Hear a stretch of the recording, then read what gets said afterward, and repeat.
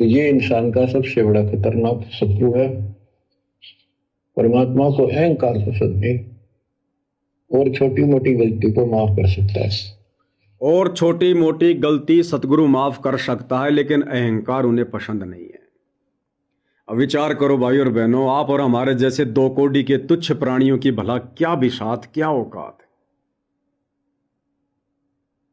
हमने अपने गुरुदेव भगवान के भगत वाले लीला में जीवन को देखना पड़ेगा। वो भगत की भूमिका गुरुदेव भगवान ने सिर्फ और सिर्फ इसीलिए करके दिखाई कि हम उनके भगत वाले लीला में जीवन को देखकर स्वयं को भगत बना सकें।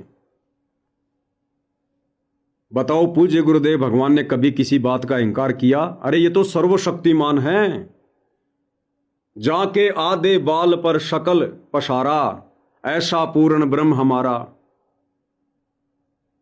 अखिल कोटि ब्रह्मांडों का स्वामी है,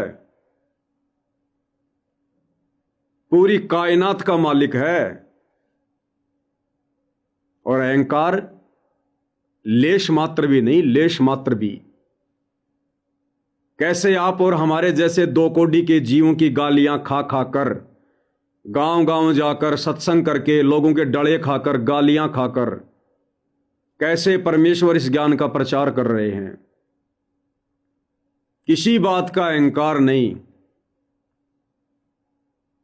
7.5 फुट की हाइट, हट्टा कट्टा शरीर, जेई की नौकरी, और बैकग्राउंड में जाएं तो सारी सृष्टि का मालिक, अनंत कोटि कलाओं का स्वामी, गरीब सब पदवी के मूल हैं, शकल सिद्धि है तीर, दास गरीब, दास गरीब परमेश्वर की वाणी है। गरीब सब पदवी के मूल हैं, सकल सिद्धि है तीर, और दास गरीब अविगत बसो, ऐसी कुछ वाणी है परमात्मा की। इतना सर्वशक्तिमान, और भाई और बहनों क्या भूमिका करके दिखा रहे हैं। एक आम व्यक्ति की भूमिका, एक आम संत की तरह रिएक्ट कर रहे हैं। आप और हमारे पास में 100-200 गज का बढ़िया से शहर में बढ़िया सा प्लाट हो जाए, 2 मंजिल बन जाए, हमारे अहंकार का ठिकाना नहीं, जैसे हमने पूरी दुनिया पे कब्जा कर लिया हो। और पूज्य गुरुदेव भगवान के लीला में जीवन की तरफ यदि हम नजर उठाकर देखेंगे तो हमें पता चलेगा, जब हमारे दादा गुरुदेव ने शरीर छोड़ा तो पंजाब में उनके 4-5 आश्रम थे, बड़े बड़े 4-5 आश्रम, कितनी संपत्ति थी। और शरीर छोड़ने से पहले दादा गुरुदेव ने हमारे पूज्य गुरुदेव सतगुरु रामपाल जी को अपना अधिकारी नियुक्त कर दिया था। इस बात का सबको पता था, जितने भी उनके भगत थे। आशा लगाए तो और भी भगत बैठे थे, लाल कपड़े पहनकर भी रहते थे कि हो सकता है दादा गुरु जी हमें भी छोटा मोटा अधिकार दे दें, लेकिन ऐसा नहीं हुआ। जब पूज्य गुरुदेव भगवान वहां गए उनके अंतिम संस्कार में, तो वहां जितने भी लाल कपड़ेधारी बैठे थे, गुरुदेव के भगत भाई, दादा गुरुदेव के शिष्य, वो आपस में चर्चा कर रहे थे कि भाई अब तो ये जितने भी आश्रम हैं, जितनी भी संपत्ति हैं, जितनी भी गाड़ियां हैं, ये सारी की सारी भाई संत रामपाल जी की हो जाएंगी, क्योंकि शरीर छोड़ने से पहले गुरुदेव ने इनको अधिकारी नियुक्त कर दिया। तो गुरुदेव भी ये बातें सुन रहे थे। उसी समय गुरुदेव भगवान खड़े हुए और 10-15 मिनट तक गुरुदेव भगवान ने प्रवचन किया और कहा, भाई मेरा अनमोल धन, मेरी सबसे अनमोल संपत्ति मेरे गुरुदेव हैं, और जब मेरे गुरुदेव भगवान ही इस संपत्ति को छोड़कर चले गए तो भाई मैं भी आज से इस संपत्ति को छोड़ता हूं। मैं किसी भी आश्रम के ऊपर या आश्रम की संपत्ति के ऊपर अपना अधिकार नहीं जताऊंगा। मैं मुड़कर भी इन आश्रमों की तरफ कभी नहीं आऊंगा। परमेश्वर ने उसी समय ठोकर मार दी करोड़ों की संपत्ति को। भाई और बहनों, आप और हमें शिक्षा देने के लिए, ताकि आगे चलकर उनसे दीक्षा लेकर उनके भगत बनकर हम भी उनके जैसा ही रिएक्ट करें। तभी हमारी भक्ति सफल होगी, जब हम संपत्ति का मोह छोड़ेंगे। हरियाणा के चिड़ी गांव में गुरुदेव भगवान करोथा आश्रम बनने से पहले अपने कुछ भक्तों के साथ में सत्संग करने गए थे। ये घटना दास ने आपको पहले भी बताई हुई है। 4-5 अपने भक्तों के साथ में गुरुदेव भगवान गाड़ी लेकर हरियाणा के चिड़ी गांव में सत्संग करने गए, पाठ करने गए। वापस आते समय कुछ लड़कों ने गुरुदेव भगवान की गाड़ी के आगे अपनी गाड़ी अड़ा के खड़ी कर दी, क्योंकि वो लोग गुरुदेव भगवान से ईर्ष्या रखते थे। वो दबंग टाइप के थे और उन्होंने सभी को नीचे उतारा। गुरुदेव भगवान को भी नीचे उतरने के लिए कहा। गुरुदेव भगवान भी उनके कहने से, उन मच्छरों के कहने से, विचार करना भाई और बहनों, मच्छरों के कहने से हाथी निकलकर बाहर आ गया। आप और हमें शिक्षा दे रहे हैं गुरुदेव भगवान इन घटनाओं के माध्यम से। वो सारी सृष्टि का मालिक अगर हल्की सी फूंक मार दे, ये 21 ब्रह्मांड ना जाने उड़कर कहां चले जाएं।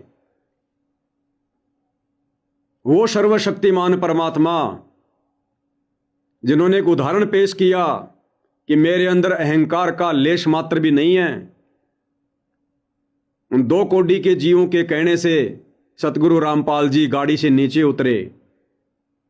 बाकी भक्तों के साथ उन लोगों ने मार पिटाई की। उस समय उन भक्तों में एक जयवीर भी था। जयवीर जो वर्तमान में सतलोक आश्रम करोथा को संभाल रहा है, जो पुलिस महकमे से रिटायरमेंट है, वो जयवीर भी साथ में था। इन सब की पिटाई की और गुरुदेव भगवान से उन मच्छरों ने कहा कि आइंदा इस गांव में दोबारा मत आ जाना, नहीं तो हमारे से बुरा कोई नहीं होगा। मच्छर के कहने से भाई और बहनों, हाथी ने क्या कहा हाथ जोड़ के कि जी आज के बाद बिल्कुल नहीं आऊंगा। आपने मना कर दिया, आज के बाद बिल्कुल नहीं आऊंगा। भाई और बहनों, परमात्मा कहते हैं कि कहते को कहीं जान दे, गुरु की सीख तू ले, शाकट और शवान को उल्ट जवाब ना दे। गुरुदेव तो साक्षात कबीर भगवान हैं, ये वाणियां इन्हीं की हैं। अगर अपनी वाणियों पर ये कबीर भगवान भी अमल नहीं करेगा, अमल करके नहीं दिखाएगा, तो फिर उनके भगत कैसे अमल करेंगे? तो इस वाणी के अनुसार जो तो को काटा बोवे ताको बोतु फूल, तो ए फूल के फूल हैं वाको हैं त्रिशूल। आवत गाड़ी एक है उल्टा हो अनेक, कहे कबीर ना उल्टियो रहे एक की एक। उन मच्छरों के कहने से हाथी ने कहा जी आज के बाद इस गांव में नहीं आऊंगा। फिर भी उनकी आत्मा को संतोष नहीं हुआ और उन मच्छरों ने कहा हाथी से कि अपने कान पकड़कर उठक बैठक लगा। उसी समय आधिनी की पराकाष्ठा पार करते हुए सर्वशक्तिमान परम ब्रह्म परमेश्वर कबीर देव सतगुरु रामपाल जी परमेश्वर जी ने अपने दोनों कान पकड़े और उसी समय उठक बैठक निकाली और कहा भाई आज के बाद इस गांव में नहीं आऊंगा। विचार करने की बात है भाई और बहनों, गुरुदेव हमें सिखा रहे हैं। और जिन भक्तों के सामने यह घटना घटित हुई, आज उन भक्तों में आधीनी लेश मात्र भी नहीं है। उन भक्तों में आधीनी लेश मात्र भी नहीं है। और जिन भक्तों ने गुरुदेव के मुख कमल से इन प्रवचनों को सुनकर ज्ञान को आधार बनाकर इस भक्ति मार्ग पर कदम रखा, आज साध संगति से जुड़े उन सत्सेवक भाई बहनों में वो आधीनी समा रही है। तो भाई और बहनों, गुरुदेव भगवान ने एक भगत की भूमिका करके आप और हमें भक्ति करनी सिखाई है, एक भगत के लक्षण बताए हैं। तो जब तक हम अपने गुरुदेव के भगत वाले लीलामय जीवन को देखकर नहीं चलेंगे, हम इस भक्ति मार्ग पर 100 जन्म भी सफल नहीं हो सकते। तो अहंकार, इसके विषय में गुरुदेव ने क्लियर कर दिया कि अहंकारी जीव परमात्मा को बिल्कुल भी पसंद नहीं है, बिल्कुल भी पसंद नहीं है। क्या कह रहे हैं लास्ट में सुन लो। कि ये इंसान का सबसे बड़ा खतरनाक शत्रु है। परमात्मा को अहंकार पसंद नहीं और छोटी मोटी गलती को माफ कर सकता है। तो भाई और बहनों, ये गलती विशेषकर साध संगति से जुड़े आप और हम सभी सत्सेवक भाई बहनों ने नहीं करनी है। और देखो भाई और बहनों, दास आप सभी भाई बहनों से बारंबार प्रार्थना करता है, विनती करता है, पहले से करता आया है। जिस समय परमात्मा ने दास को निमित्त बनाकर ये पाती पंच पोहप कर पूजा, देव निरंजन और न दूजा, इस वाणी के तहत जो 5 दीपक वाली थाल भगत भाई बहनों के घर घर में पहुंचाने की सेवा शुरू की, तो दास ने यह भी कह दिया था कि भाई असल में गुरुदेव भगवान की संध्या आरती के समय या नित्य नियम के समय हम जब उनकी आरती उतारेंगे 5 दीपक वाली थाल के साथ में, तो भाई देखो, संपूर्ण लाभ तो आरती उतारने का उन्हीं भाई बहनों को मिलेगा जो भाई बहन 5 विकारों से दूर होंगे।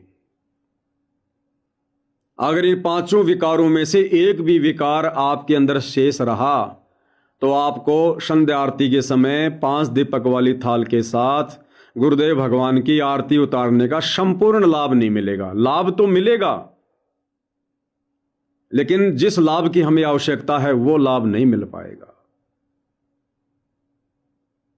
अब ये 5 दीपक क्या हैं भाई और बहनों?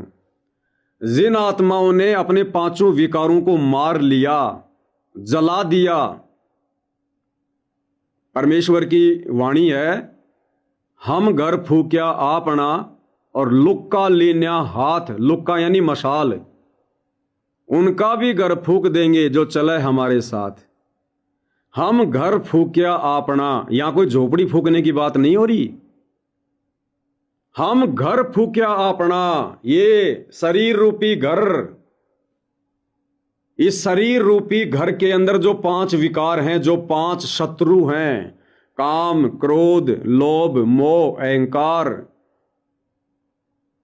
कबीर परमात्मा सतगुरु रामपाल जी कहते हैं कि हमने तो अपने इस घर में जो ये 5 दुश्मन बैठे हैं, हमने इनको भक्ति की शक्ति से, सतगुरु के आशीर्वाद से जला दिया, नष्ट कर दिया।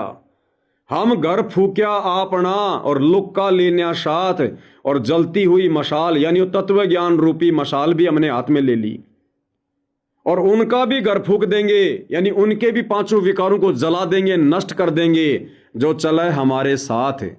अब साथ चलने का मतलब कोई पीछे पीछे चलना नहीं होता। जो हमारे तत्व ज्ञान को आधार बनाकर हमारे पद चिन्हों पर चलेगा, हमारी शिक्षाओं पर चलेगा, हमारे दिशा निर्देशों पर चलेगा। तो परमात्मा कहते हैं उन भक्तों के भी 5 विकारों को मैं जला दूंगा भक्ति की शक्ति से, मेरे ज्ञान से। हम घर फूक्या आपना और लुक्का लेना हाथ, उनका भी घर फूक देंगे जो चले हमारे साथ। तो ये 5 विकार हैं भाई और बहनों, काम, क्रोध, लोभ, मोह, अहंकार। तो जिन जिन आत्माओं के ये 5 विकार नष्ट हो जाते हैं, नष्ट होने का मतलब ये बिल्कुल नष्ट नहीं होंगे, ये भक्ति की शक्ति से निष्क्रिय हो जाएंगे, न्यूट्रल हो जाएंगे, ये हमें बाधित नहीं करेंगे, हमारे कर्म नहीं फुड़वाएंगे। जैसे बैटरी डिस्चार्ज हो जाती है ना, फिर वो बीप मारने लग जाती है। जैसे पहले के टाइम पे ये टेप रिकॉर्डर आते थे जिनमें कैसेट वगैरह डाला करती थी, हमारे टाइम पे थे ये। उस समय ये सीडी वाडी नहीं चला करती थी, ये मेमोरी कार्ड वगैरह नहीं थे, मोबाइल वगैरह नहीं थे, टेप रिकॉर्डर होते थे जिनमें कैसेट वगैरह डाला करती थी। तो कैसेट डाल के उसमें सुना करते थे, कोई गाना, कोई भजन। और जब उसकी बैटरी डाउन हो जाती थी, टेप रिकॉर्डर की सेल डाउन हो जाते थे, तो रोता रोता चला करता था, रोता रोता। तो पता चल जाता था कि बैटरी डाउन हो गई। फिर वो गाना सुनने में मजा नहीं आता था, आनंद नहीं आता था, वो सुर ताल वो ठंडी पड़ जाती थी। इसी प्रकार ये पांचों विकार नष्ट नहीं होंगे, लेकिन ये ठंडे पड़ जाएंगे भाई और बहनों, ये न्यूट्रल हो जाएंगे, निष्क्रिय हो जाएंगे। फिर ये भक्ति मार्ग पर हमारे को परेशान नहीं करेंगे, दुखी नहीं करेंगे ये। तो जिन जिन आत्माओं के ये पांचों विकार निष्क्रिय हो जाएंगे, और ये उनको पता चल जाएगा, ऑटोमेटिक पता चल जाएगा। इसकी शुरुआत कहां से होती है? इसकी शुरुआत होती है काम वासना से। सबसे पहले क्या है? काम, फिर क्रोध, फिर लोभ, फिर मोह, फिर अहंकार। तो जिन जिन भगत भाई बहनों ने अपने सतगुरुदेव के आशीर्वाद से, जीव के बस की बात नहीं है, ब्रह्मा विष्णु महेश भी छोड़ने का प्रयास करते हैं लेकिन नहीं छोड़ पा रहे। ये तो सतगुरु के विशेष आशीर्वाद से, उनकी मेहर से कुछ हमने भी थोड़ी दृढ़ता दिखानी पड़ेगी, हिम्मत दिखानी पड़ेगी, ज्ञान को आधार बनाना पड़ेगा, तब जाकर ये न्यूट्रल होंगे, निष्क्रिय होंगे। तो जिन जिन भगत भाई बहनों का प्रथम विकार, जो सबसे कमजोर शत्रु है, काम वासना, विषय वासना, जिन्होंने इसके ऊपर अपने गुरुदेव के आशीर्वाद से विजय प्राप्त कर ली है, तो वो फिर आगे धीरे धीरे धीरे धीरे इस प्रोसीजर में उन पर भी विजय प्राप्त करेगा। तो वही भाई बहन सुबह के नित्य नियम के समय और शाम की संध्या आरती के समय इस 5 दीपक वाली थाल के साथ गुरुदेव भगवान की आरती उतारने के अधिकारी हैं। ये 5 दीपक का मतलब है जिन्होंने अपने पांचों विकारों को नष्ट कर लिया, जला लिया, जिन्होंने अपने पांचों विकारों के ऊपर अपने गुरुदेव के आशीर्वाद से विजय प्राप्त कर ली। वही आत्माएं 5 दीपक वाली थाल के साथ गुरुदेव भगवान की आरती उतारने की अधिकारी है। अन्यथा दास आप भाई बहनों को मना नहीं कर रहा, आरती तो उतारो, उतारनी है, लेकिन साथ में रोते रहो, परमात्मा से प्रार्थना करते रहो, मालिक के आगे भीख मांगते रहो कि हे परमपिता परमात्मा, हम नीचों पर भी दया करो मालिक, हमारे साथी, हमारे भाई बहन हमसे आगे बढ़ते जा रहे हैं, ये परमेश्वर हमने पीछे रहना पड़ेगा। ये जो परमात्मा ने साध संगति में जिन जिन आत्माओं की नो एंट्री करवाई थी, कि जो जो भाई बहन विषय विकारों पर काबू नहीं कर पा रहे हैं, वो भाई बहन साध संगति में ना आए, क्योंकि साध संगति में परमात्मा की महिमा केवल वही आत्मा कर सकती हैं जो आत्मा विषय विकारों से दूर है।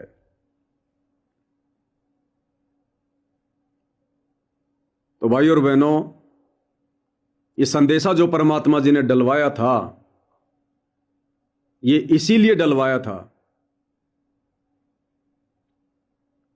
कि जब तक हम इन 5 विकारों पर गुरुदेव के आशीर्वाद से विजय प्राप्त नहीं कर लेंगे, तब तक हम सतगुरुदेव भगवान की हृदय से महिमा भी नहीं कर पाएंगे, और वो महिमा गुरुदेव भगवान को स्वीकार्य भी नहीं होगी, वो गुरुदेव भगवान को स्वीकार्य भी नहीं होगी।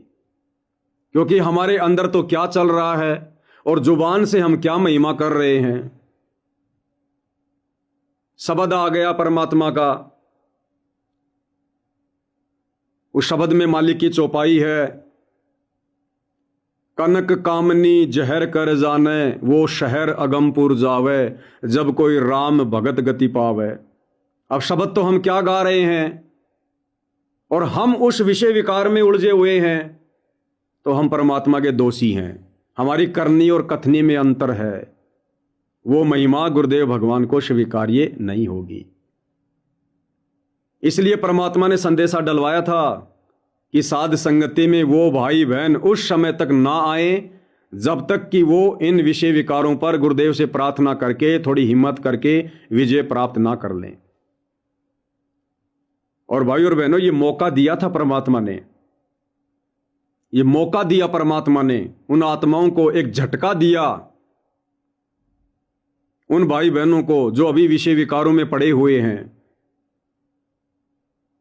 ठीक है, बहुत सारी भाई बहन कह देंगे भगत जी हमारी तो कोई रुचि नहीं है, हमारी तो कोई इच्छा नहीं है, लेकिन हम तो दबाव में आकर ये सब करते हैं, मेरे पति देव नहीं मानते, मेरी धर्म पत्नी नहीं मानती है। ठीक है भाई, आपकी कोई रुचि नहीं है, बहुत अच्छी बात है, ये भी एक बहुत बड़ी उपलब्धि है कि कम से कम आपने अपनी तरफ से तो उन गंदे विषय विकारों के प्रति जो रुचि होती है वो आपने समाप्त कर दी, ये भी बहुत बड़ी बात है। लेकिन फिर भी हमारी कमजोरी है कि हम संघर्ष नहीं कर पा रहे। लेकिन संघर्ष ना कर पाना भी तो हमारी कमजोरी है। आज हम छोटी सी चीज के लिए संघर्ष नहीं कर पा रहे, कल को आपका पति या आपकी पत्नी आपको किसी बड़ी मर्यादा के लिए रोकेगा टोकेगा, फिर क्या करोगे? फिर भी क्या यही कहकर पीछा छुड़ाओगे, बहाना बनाओगे कि मेरा पति नहीं मानता, मेरी पत्नी नहीं मानती?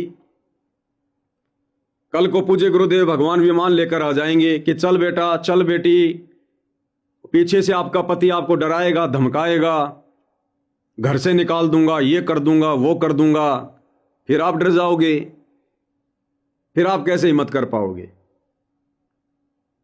तो भाइयों और बहनों, हिम्मत अभी करनी है। गुरुदेव के जेल से बाहर आने के बाद तो दुनिया हिम्मत करेगी, दुनिया वैराग धारण कर लेगी, दुनिया विषय विकारों से दूर हो जाएगी। लेकिन उस समय हमें क्या मिलेगा? आज है वो समय इस परमात्मा को पहचान कर अपने आप को निर्विकार हंस बनाने का। गुरुदेव के हिसार जेल से बाहर आने के बाद तो हम वर्तमान वाले भक्तों की परीक्षाएं खत्म हो जाएगी, हमारी परीक्षा का समय खत्म हो जाएगा। फिर हमें कौन लिखने देगा?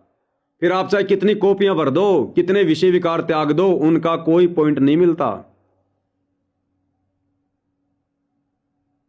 तो ये भाइयों और बहनों, अब मालिक की रजा के ऊपर है, मालिक की मर्जी के ऊपर है कि गुरुदेव भगवान और कितना समय अपनी उन आत्माओं को देते हैं जो आत्माएं संघर्ष करने में लगी हुई हैं।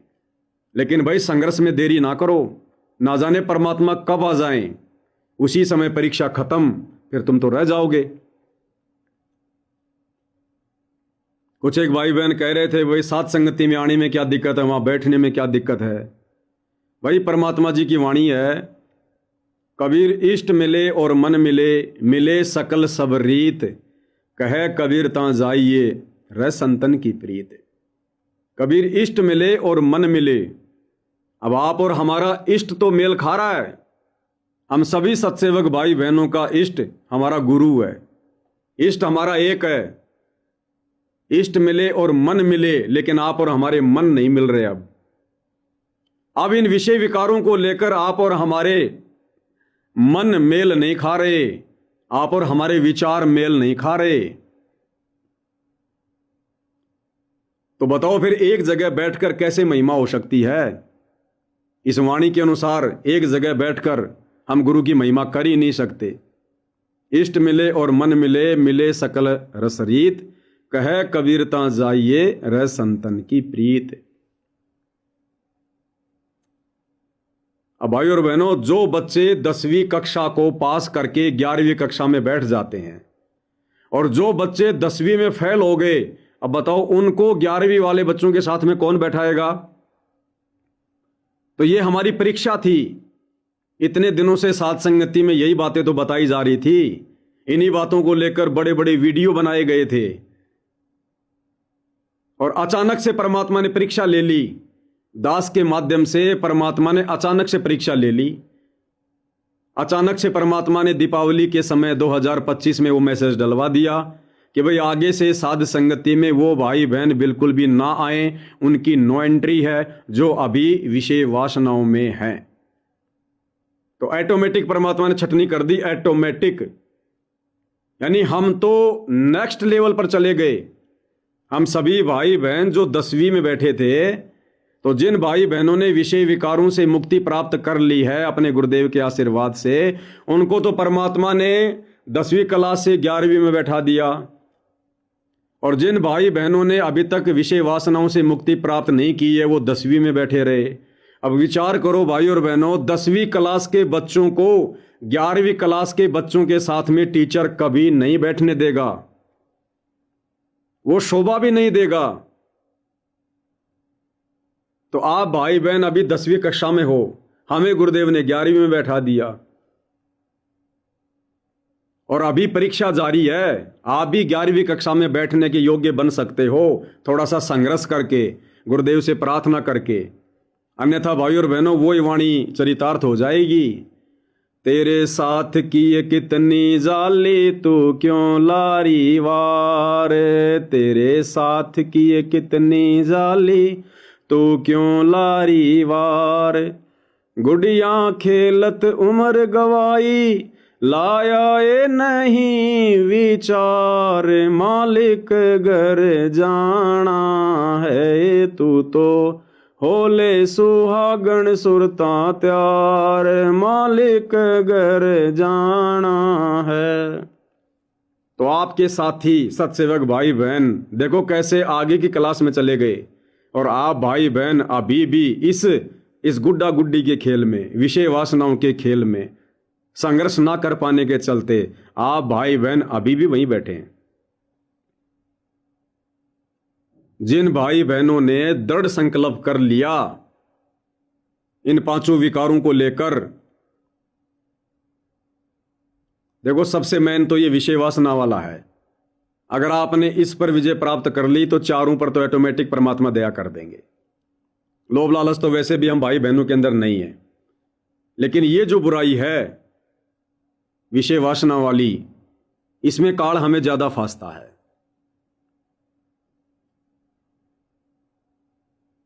तो जैसे आप भाई बहन गुरुदेव के आशीर्वाद से इस पर विजय प्राप्त कर लो जो अभी तक नहीं कर पाए हैं, और जिस दिन आपने संकल्प कर लिया भाई घर छूटो चाहे जग रूठो, चाहे रूठो ये संसारा हो, कौन सुनेगा मेरी काल लोक में जग गुरु रूठ गया मेरा हो। जिस दिन से आप भाई बहन संकल्प करते हैं, दृढ़ इच्छा शक्ति पैदा कर लेते हैं कि चाहे कुछ भी हो जाए, चाहे मेरे को घर छोड़ना पड़े, मेरे पास समय कम है, मैंने परमात्मा प्राप्त करना है, अगर मैं मर्यादा में रहूंगा, इस भक्ति मार्ग पर मर्यादाओं को निभाने के लिए संघर्ष करूंगा, तो मेरा गुरु मेरा साथी बनकर रहेगा। तो जिस दिन आप संकल्प कर लो, ज्यादा नहीं 10, 15, 20 दिन आपको हो जाएं, और भविष्य के लिए आपने ये दृढ़ता पैदा कर ली कि मैं आगे नहीं झुकूंगा, नहीं झुकूंगी, चाहे पति हो चाहे पत्नी हो, चाहे मार पिटाई खानी पड़े, चाहे घर त्यागना पड़े, चाहे घर से निकलना पड़े, उसके बाद आप जी साथ संगति में आने के अधिकारी हैं। पहले दास ने परमात्मा जी के आशीर्वाद से 3 महीने का समय रखा था कि जिनको 3 महीने हो जाएंगे वो भाई बहन साथ संगति में आ सकते हैं। लेकिन भाई और बहनों, साथ संगति के बिना रह नहीं सकते, ये खुराक है आत्मा की। तो जो भाई बहन 10, 15, 20 दिन हो जाएं, संकल्प कर लें, तो वो भाई बहन परमात्मा को दंडवत करके जहां भी आपको पता चले कि साथ संगति है, आप जी वहां पर आ सकते हैं। तो कहने का मतलब भाई और बहनों, ये तो अपनी खुद की आत्म कल्याण की बात है, लेकिन आपके भगत भाई को, आप जैसे 2 कोटि के जीव को, इस पवन दास को आप भाई बहनों तक ये संदेशा पहुंचाना पड़ रहा है। ये भी एक कमजोरी है, ये भी आप भाई बहनों की एक कमजोरी है कि इन सब बातों के लिए आप भाई बहनों को आप ही का भगत भाई समझा रहा है, जबकि गुरुदेव ने हम सबको ये ज्ञान तो समान रूप से दिया है। तो ये कमजोरी भी हमने दूर करनी है, हमने गुरु को प्रसन्न करना है, हमने इस काल के लोक से बाहर निकलना है। कमर कस लो, परमात्मा कहते हैं ना, सर के कफन बांध लो। आर या पार, ये आर पार की लड़ाई है। जब तक हम 24 कैरेट सोना नहीं बनेंगे, सच्चे मुच्चे भगत नहीं बनेंगे, परमात्मा दया नहीं करेंगे। ठीक है, जैसी भक्ति दान धर्म कर्म हम करेंगे, परमात्मा दे देगा, राजा बना देगा, महाराजा बना देगा, ब्रह्मा विष्णु महेश बना देगा, ना जाने क्या क्या दे देगा, चक्रवर्ती राजा बना देगा, अनिल अंबानी जैसे ना जाने कितने जन्म दे देगा। लेकिन क्या चाटेंगे उनको जब बढ़ना अंत में गधाई है। तो अब ये मौका है भाई और बहनों आर पार का, और समय थोड़ा है, ना जाने कब क्या परिस्थितियां बिगड़ जाएं, आने वाले समय में कैसी कैसी घटनाएं घटेंगी, कहां साथ संगतियां होंगी, कहां आपको सोशल मीडिया पर ये सब कुछ सुनने को मिलेगा, रह जाओगे फिर। फिर घर बैठकर करते रहना संघर्ष, फिर कुछ लेना देना नहीं है। तो परमात्मा ने जिन चंद आत्माओं को चुना है अपने मिशन के लिए, सतलोक के लिए, कम से कम आप भाई बहन तो संघर्ष करो। तो अब समय नहीं है भाई और बहनों,